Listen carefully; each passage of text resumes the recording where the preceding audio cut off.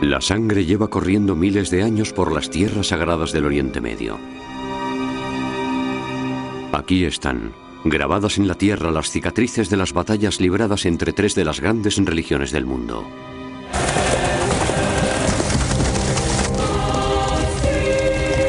En el mes de julio del año 1097, dos poderosos ejércitos, el de los fieros turcos liderados por Kilig Arslan y el de los cristianos al mando de Bohemundo, el duque Godofredo y Balduino, se enfrentaron en una batalla épica en Dorilaeum.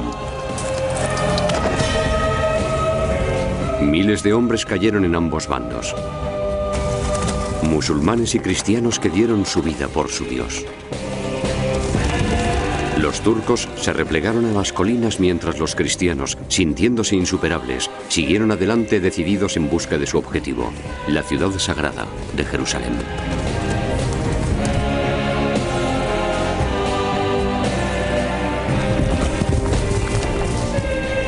Fue un conflicto entre dos fes, el enfrentamiento entre la media luna y la cruz. Esto fueron las cruzadas.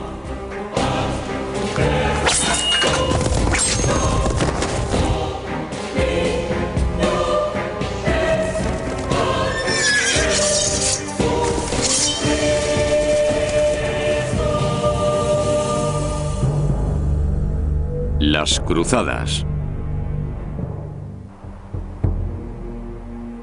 Los cruzados habían conseguido derrotar al ejército turco de Kilig Arslan en Dorilaeum, pero sus líderes temían otra emboscada. En lugar de seguir la ruta más directa hacia la Tierra Sagrada, optaron por dar un rodeo y llevar toda su procesión a través de las montañas Antitauro.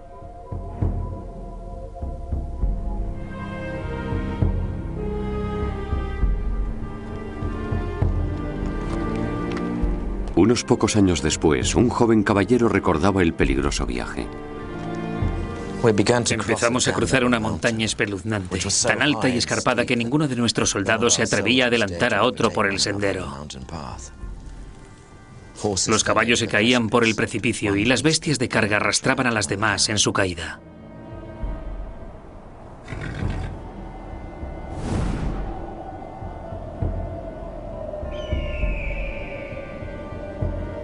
Obligados a viajar en una sola fila, tardaron 3 semanas en cruzar las montañas.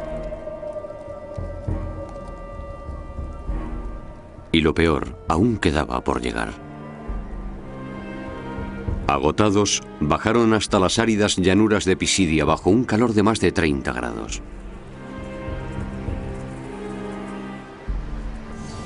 Aquellas tierras estaban desiertas, no había agua y eran inhabitables. Pasamos mucha hambre y sed y no encontramos nada que comer.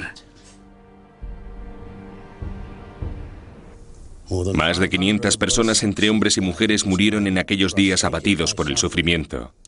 Y lo más grave, los fieles corceles, compañeros en batalla, de quienes sus caballeros dependían para salvar sus vidas, hubieron de dejar su pasada gloria, sus cabriolas y dentaduras relucientes, para convertirse en vulgares bestias de carga.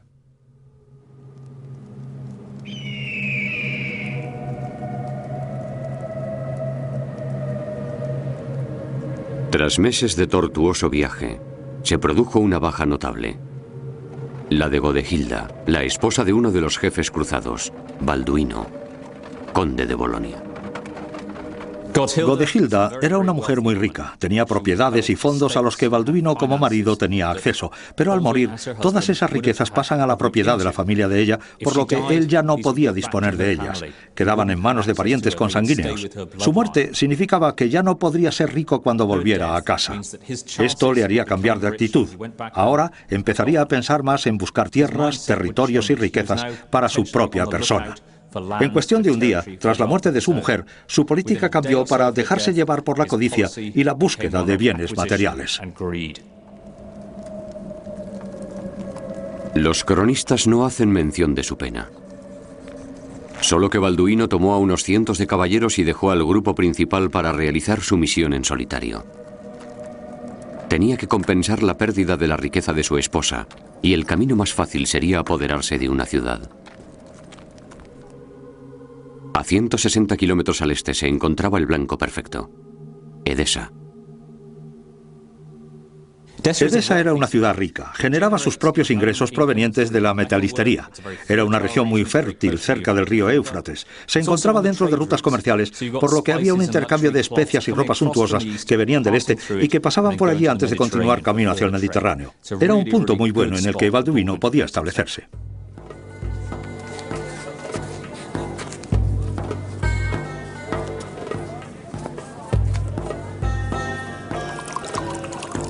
El problema para Balduino es que Edesa no estaba en manos musulmanas.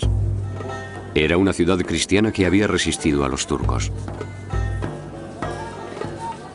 Pero la gente de Edesa estaba cansada de los constantes ataques musulmanes.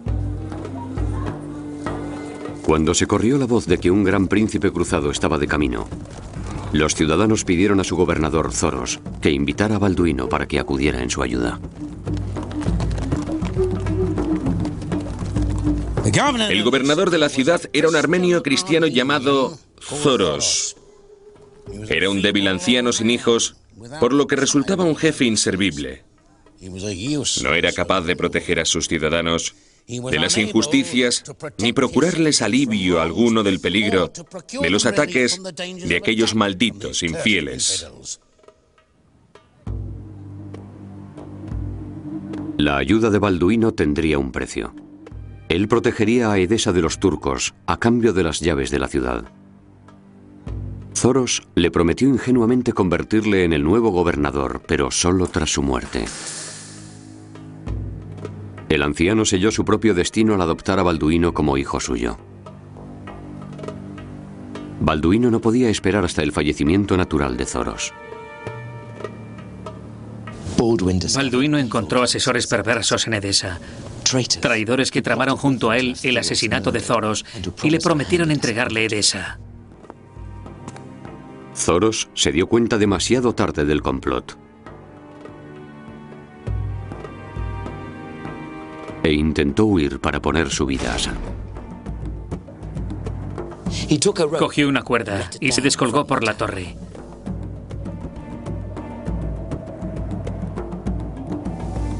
Pero inmediatamente los asesinos le dispararon y cayó en medio de la calle. Le cortaron la cabeza y la transportaron en una lanza por todos los barrios de la ciudad para que la gente se burlara. Hay que decir que este no es un buen principio para la ideología de la cruzada. La idea de que la cristiandad va a salvar a sus hermanos de Oriente de la amenaza del Islam no está pasando por un buen momento.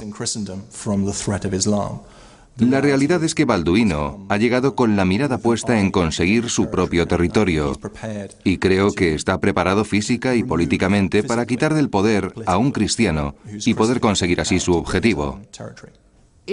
Si no hubiera existido el Islam en ese mundo y solo hubiera habido la cristiandad oriental que había antes del surgimiento del Islam, habría pasado exactamente lo mismo, pero tendrían que haber encontrado una imagen ideológica diferente.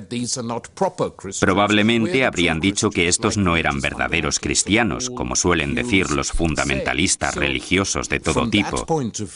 Por eso, desde ese punto de vista, muchos cristianos de esa región también consideraban a los cruzados básicamente bárbaros fundamentalistas cristianos de las tierras incivilizadas del norte. Mientras Balduino celebraba su toma de posesión en Edesa, 250 kilómetros más al suroeste, el principal ejército cruzado llegaba a la gran ciudad amurallada de Antioquía. Desde la época del apóstol San Pedro, se había convertido en una próspera ciudad cristiana. Pero en 1085, los turcos se habían hecho con el control. Este sería un premio solo menos importante que Jerusalén. Un premio por el que merecía la pena dar la vida.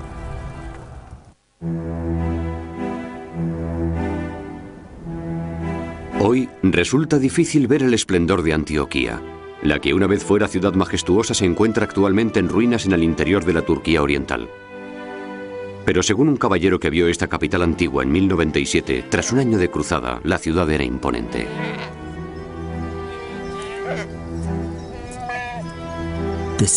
La ciudad está rodeada por dos murallas. Una de ellas es de gran altura y de una extraordinaria anchura. Está construida con piedras enormes y sobre ella se levantan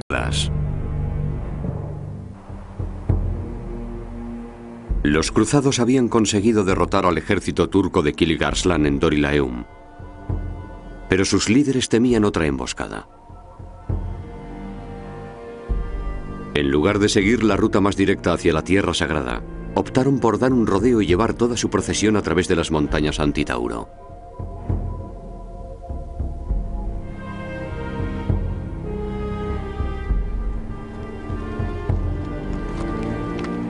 Unos pocos años después, un joven caballero recordaba el peligroso viaje. Empezamos a cruzar una montaña espeluznante, tan alta y escarpada que ninguno de nuestros soldados se atrevía a adelantar a otro por el sendero. Los caballos se caían por el precipicio y las bestias de carga arrastraban a las demás en su caída.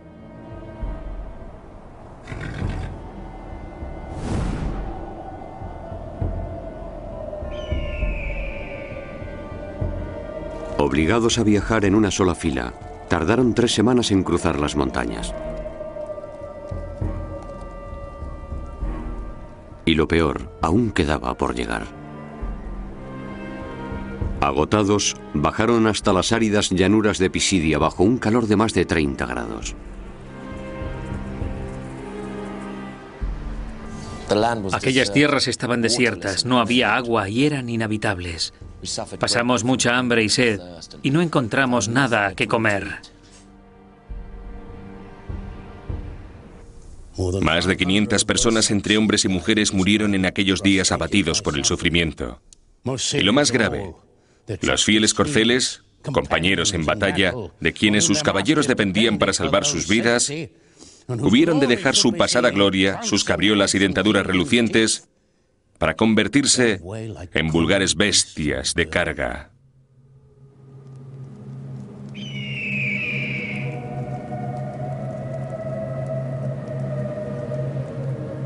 Tras meses de tortuoso viaje, se produjo una baja notable. La de Godehilda, la esposa de uno de los jefes cruzados, Balduino, conde de Bolonia. Godehilda era una mujer muy rica, tenía propiedades y fondos a los que Balduino como marido tenía acceso, pero al morir, todas esas riquezas pasan a la propiedad de la familia de ella, por lo que él ya no podía disponer de ellas.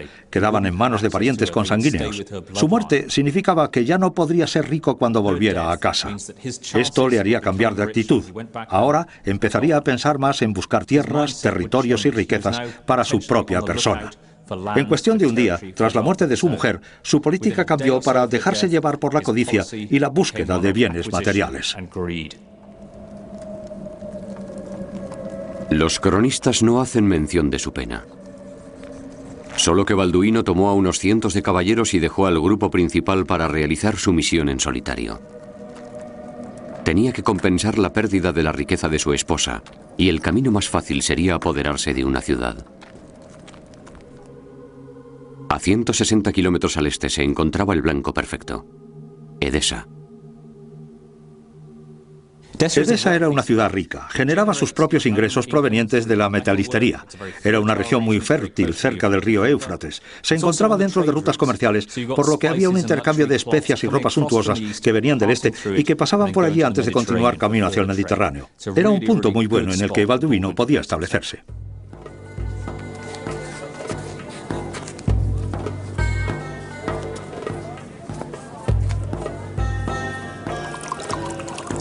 El problema para Balduino es que Edesa no estaba en manos musulmanas. Era una ciudad cristiana que había resistido a los turcos. Pero la gente de Edesa estaba cansada de los constantes ataques musulmanes.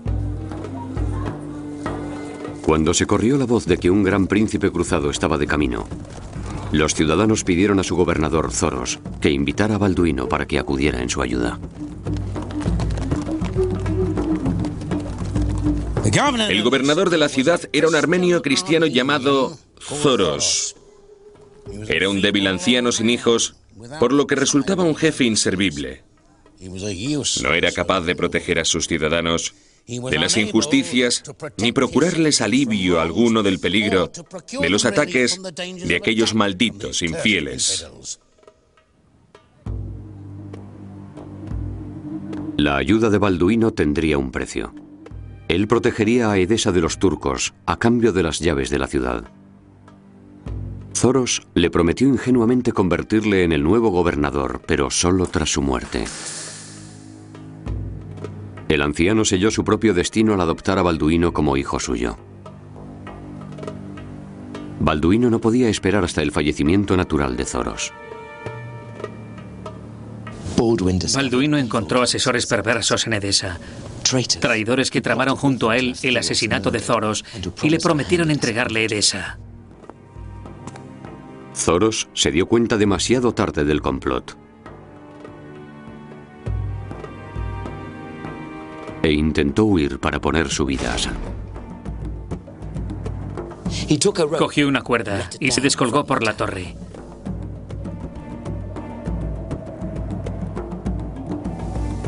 Pero inmediatamente los asesinos le dispararon y cayó en medio de la calle.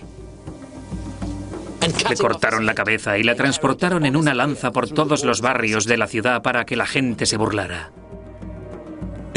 Hay que decir que este no es un buen principio para la ideología de la cruzada.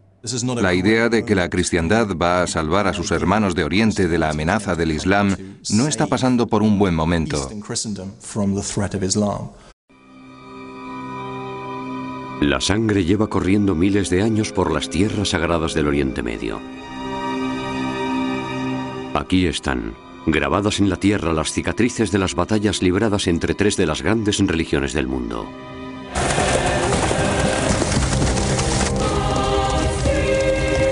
En el mes de julio del año 1097, dos poderosos ejércitos, el de los fieros turcos liderados por Kilig Arslan y el de los cristianos al mando de Bohemundo, el duque Godofredo y Balduino se enfrentaron en una batalla épica en Dorilaeum. Miles de hombres cayeron en ambos bandos, musulmanes y cristianos que dieron su vida por su Dios. Los turcos se replegaron a las colinas mientras los cristianos, sintiéndose insuperables, siguieron adelante decididos en busca de su objetivo, la ciudad sagrada de Jerusalén.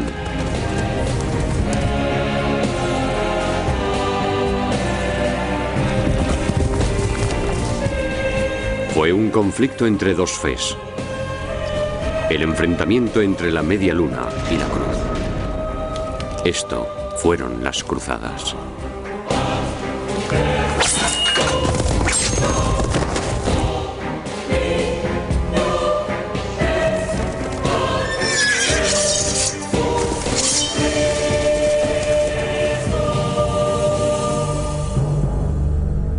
Las cruzadas.